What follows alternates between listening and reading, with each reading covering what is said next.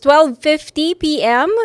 Itong ating out for lunch, hopefully it becomes your lunch habit. No, we're going to start. Ang talagang start natin is 12:30 EST, meaning dito yan sa Niagara, sa Toronto, no? Whatever time it is, time zone it is in, whatever time is it in your time zone, magkakasama tayo ng live every weekday. So may balitaan, may palinawagan, may tanungan, may kumustahan.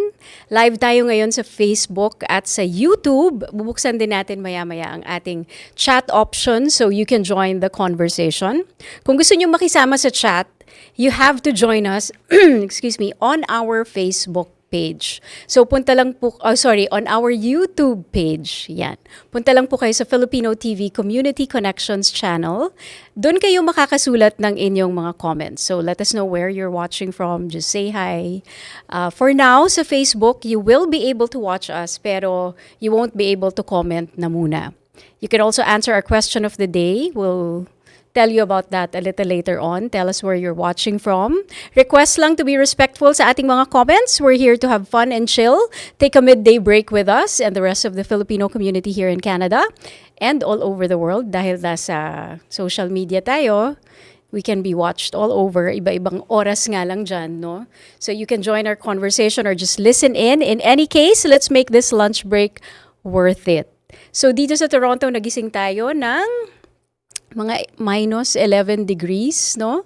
And northern part, I don't know what is the temperature where you are, pero may isa akong tanong. So ang question for the day natin today, and this is going to be helpful me personally because my question dressing up this morning is, how do you look chic in minus 20 degrees? Anong mga tips ang pwede ninyong sabihin? Or how do you look? Is there still a way to look stylish or is there still a way to look good? Na-master na ng mga Canadians yan. Kasi nga naman, 'di ba, living in this kind of weather. Kung medyo newcomer ka dito, lalo na kung galing ka sa Pilipinas na medyo 5 years and below ka pa lang dito sa Canada, siguro kinakapa mo pa kung paano magdamit, 'di ba, ng in layers. Kasi ang nangyayari naman diyan pagpasok mo halimbawa sa opisina mo or where you're going for the day, no, whether papasok ka sa eskwela or in your offices, mainit naman, 'di ba? So you really have to invest in a really good jacket, no? And how else? How do you look cool? How do you look chic in a toque, in, puffer jackets and scarves and boots and tapos ang dami mo i-coordinate, 'di ba? Pag summer yung ano mo lang yung top and bottom mo tapos sapatos, ganyan. Pero pag winter, ay ewan. Pero sabi nila, Toronto is expected to have a storybook white Christmas this year. This is according to Farmer's Almanac. So sabi, Toronto is positioned as one of the few regions with favorable conditions daw for white Christmas this year. Including the GTA it is expected to see holiday snowfall while northern Ontario and Quebec show even stronger probabilities. Elsewhere, the national outlook is far less consistent. Forecast models point to variable conditions across the prairies and southern BC. And I'm reading this from the Farmer's Almanac 2025 forecast. No? So sabi, variable conditions across the prairies and southern BC where snowfall will depend on storm activity. Coastal BC and much of Atlantic Canada are projected to remain mostly snow-free. Hindi masyado magiging white Christmas sa Vancouver. Dito naman tayo ngayon sa Toronto magiging picturesque daw, storybook, white Christmas tayo this year. So hopefully, that becomes really nice. It includes some shoveling duties, pero hopefully, let's make that pleasant. Pag maganda na nga, pag nakaporma tayo ng maayos, kahit nagsho-shovel lang tayo ng snow. So anyway, ang ating pag-uusapan today, ang ating first hot topic for today is about social media and kids because in Australia yesterday, December 10, 2025, nagising sila na bawal na ang mga kids 16 years old and below, no? na magkaroon ng social media accounts. So Australia is now the first country in the world where kids under 16 years old are legally blocked from having social media accounts on the biggest platforms. YouTube, Instagram, TikTok, Facebook, Snapchat, pati X, Reddit, Twitch, Threads, and Kick. So, ano ba talaga ang nangyari dito sa ban na ito? It's already in effect, no? The law was passed in late 2024 pa. So, it took a year before the enforcement started yesterday. Ang kailangan gawin ng mga media giants sa mga social media platforms, they should block under 16 from creating accounts and deactivate existing underage accounts, no? So yun yung siguro kaya tumagal. Pinasa na yung law 2024 pa, pero starting yesterday, dapat na deactivate na ng TikTok, ng Facebook, ng Instagram, Snapchat, yung mga accounts na below 16 years old. Or else, magkakaroon ng malaking fine. No? So, sino yung tinatarget dito?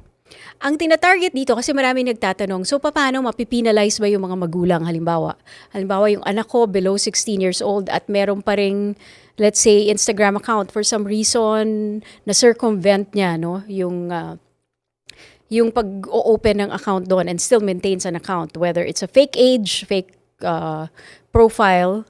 So, ang tinatarget are the platforms and not the families. Kids and parents will not be fined, but companies will be if they do not take reasonable steps to keep 16 years old and below, under 16. 16 pwede na, pero under 16, yun, no, mapaparusahan ang mga media o mga social media platforms. So these are the giants. Let's listen now kung ano yung sinabi ng Australian Minister of Communication tungkol dito.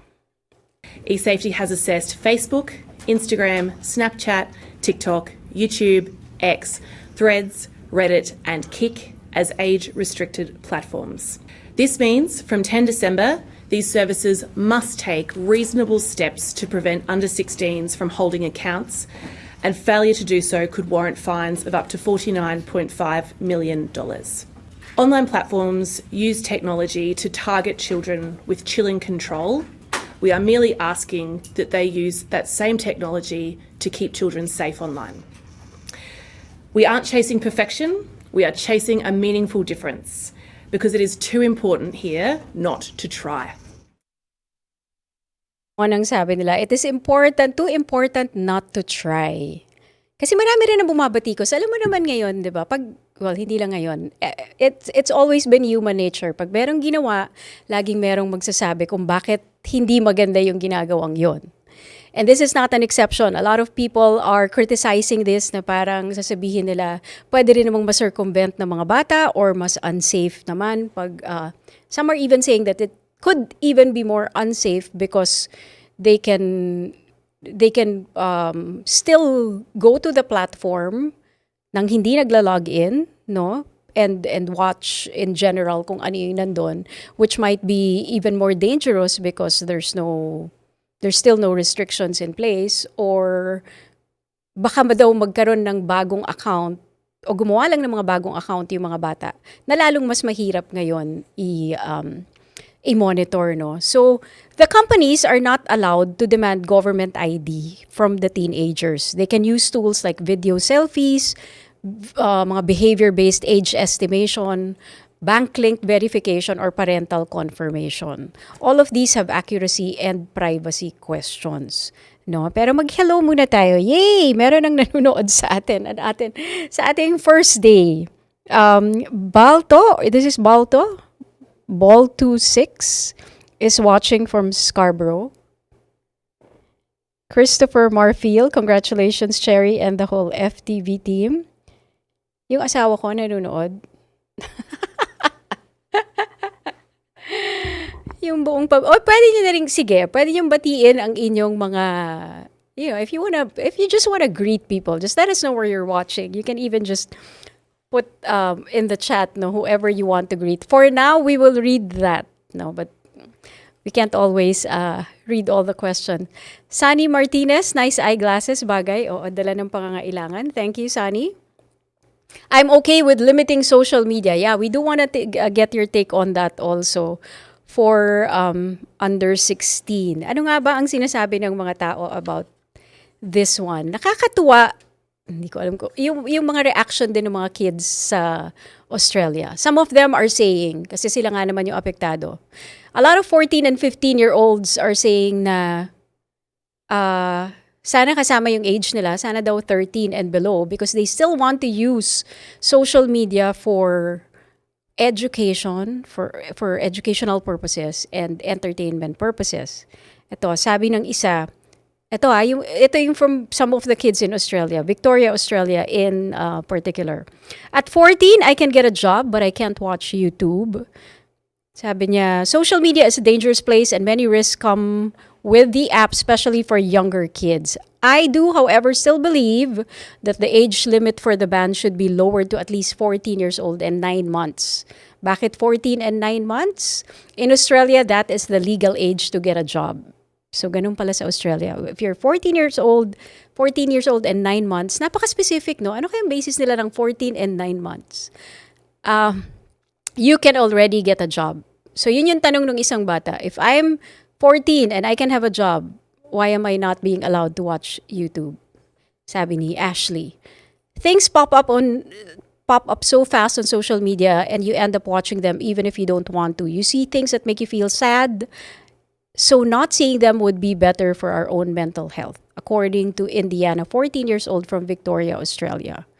The government is taking the easy route to find a solution for these problems. There's a lot of harmful content across the internet, but this is what the government should be focusing on, sabi ni Tyla, 14 years old. So talagang, well, and then there's another 13-year-old who said, I just used the picture of my mom to circumvent this, and she still has her.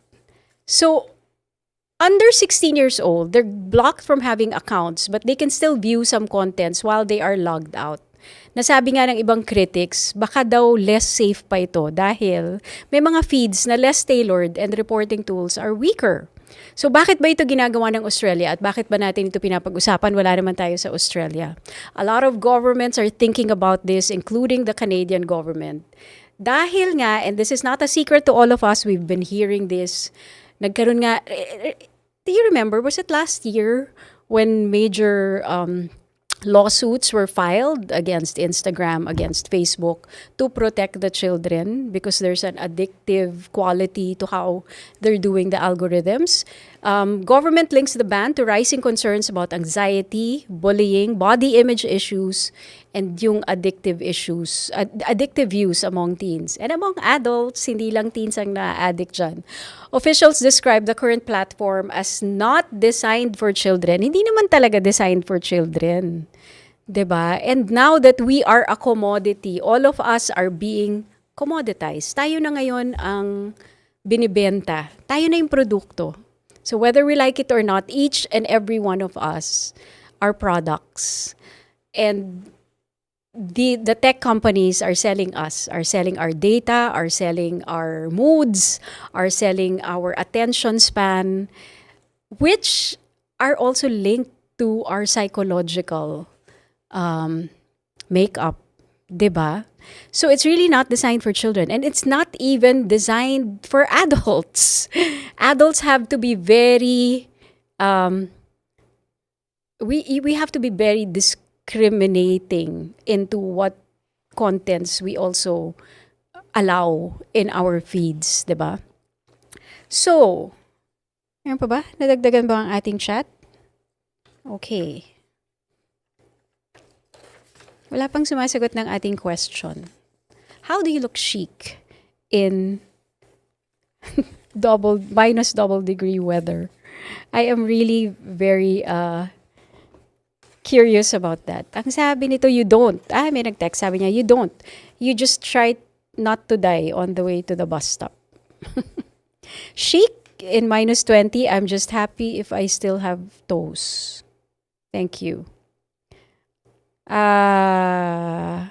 Puffer jacket na mid-length, tapos skinny jeans at ankle boots. Diba hindi na uso ang skinny jeans? Okay. So again, no, this is live. You are watching us live.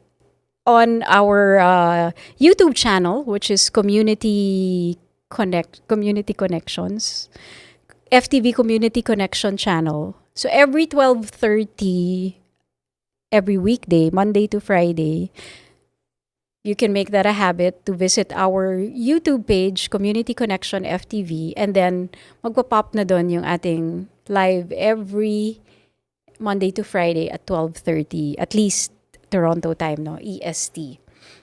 So, yon. So continuing on what the people in Australia are thinking about this, no. Malaki naman yung public support doon sa pag-ban ng social media. Pero sabi nga ng ibang mental health researchers, hindi nga daw ito magic cure. Wala naman talagang magic cure. Tsaka baka nga daw, it might push some teens doon sa mga less regulated na apps and might even endanger some more vulnerable teens. So kahapon pa lang, December 10, when it was first implemented, there are teens that are already posting tutorials on how to dodge the rules using fake birthdays and VPNs na marami na rin gumagawa dati. Pero ngayon, they're helping each other try to dodge the rules. Regulators admit that enforcement will be gradual and that some under 16 will get booted off in time. Kasi merong mga nagsabi, hindi naman nawala yung social media ko. Because they woke up and they still have their Instagram accounts, no? So it's kind of, I don't know how, was it a nightmare for the tech companies to do this? But then, tama lang yan. You have the resources to do other things. You have the resources to research, no? Kung paano nyo ilulure tong mga batang to, tong mga teenager na to do all these games, to do all these, for them to stay long in their phones or kaming lahat, how to lure us to do that, then you should have the resources also to protect the most vulnerable of all of us who consume the media. Diba? So, we don't need to reiterate that. A lot of us know that. Mental health, addiction worries, no? May worries din. Kasi minsan merong mga, sinasabi, mga surprise purchases. Diba? Minsan pag gustong-gusto mo na talaga yung game na nilalaro mo and then you have to shell out maybe $1, $2 for $4.99. Laging may 99 yan eh. $2.99 for extra coins, for extra stars.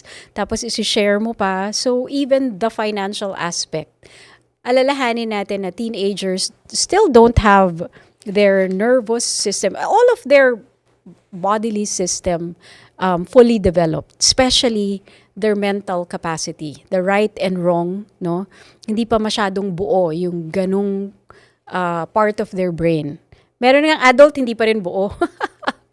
Ang decision-making capacity kahit na matanda na. Pero, yeah, the discernment, no, for what is right and what is wrong. And how to control themselves. And, yun, alam natin, hindi kaila sa atin yan na may mga nagpapatiwakal, no, na mga underage.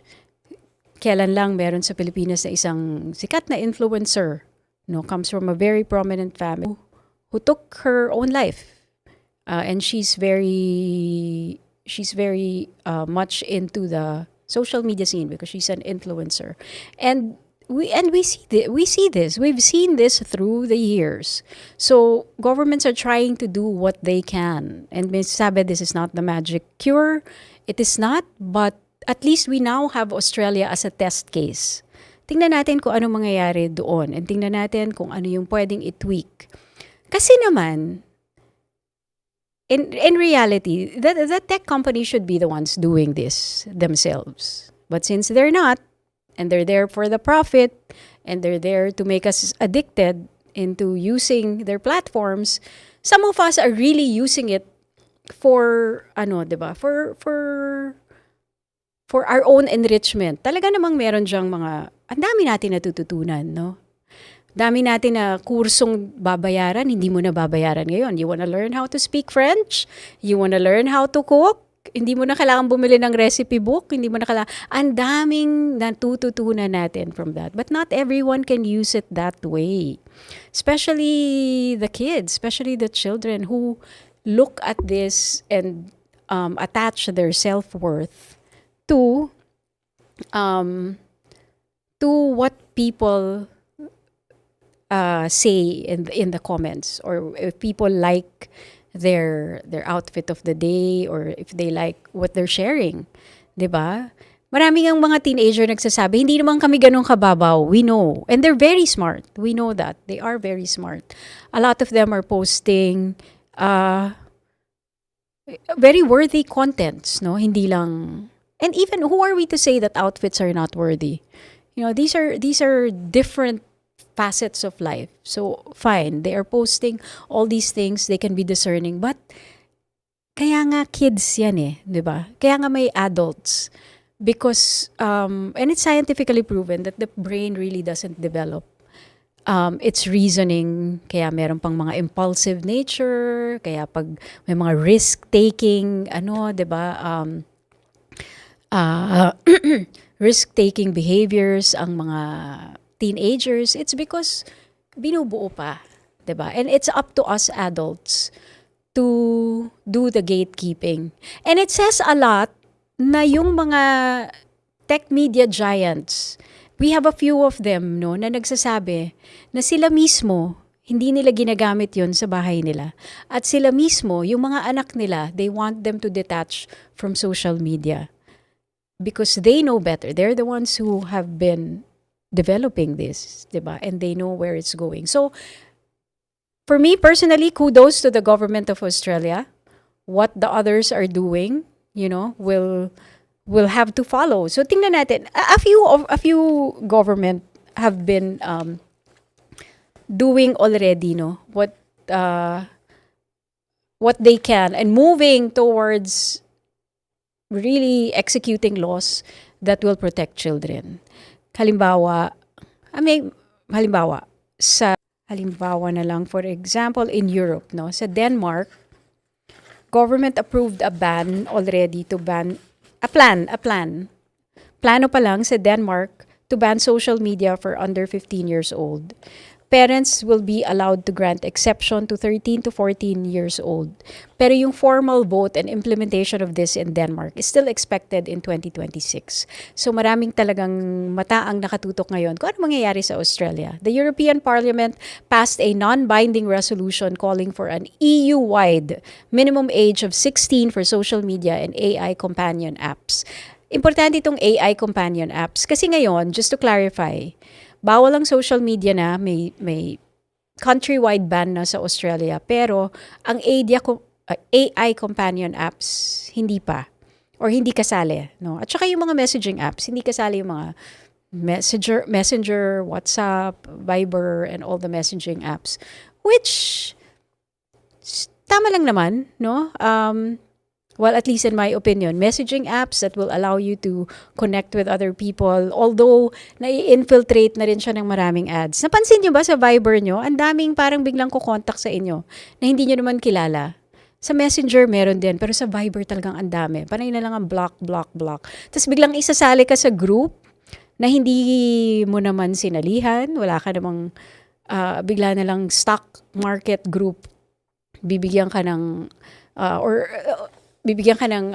mga advice kung saan mo ilalagay yung stock, or parang negosyo, or parang how to be a millionaire using ChatGPT or something like that, 'di ba? Na hindi mo naman sinusolicit. So may mga ganon pa rin in the messaging apps. But in general, it is safer, no? And they did not ban that in Australia. So apart from the EU, no? There are other countries, France, Germany, and Italy. Sa France, nire-require na ang parental consent for under 15 para mag-open ng social media account. Although the enforcement has been messy. Sa Germany, they let 13 to 16-year-old use platforms only with parental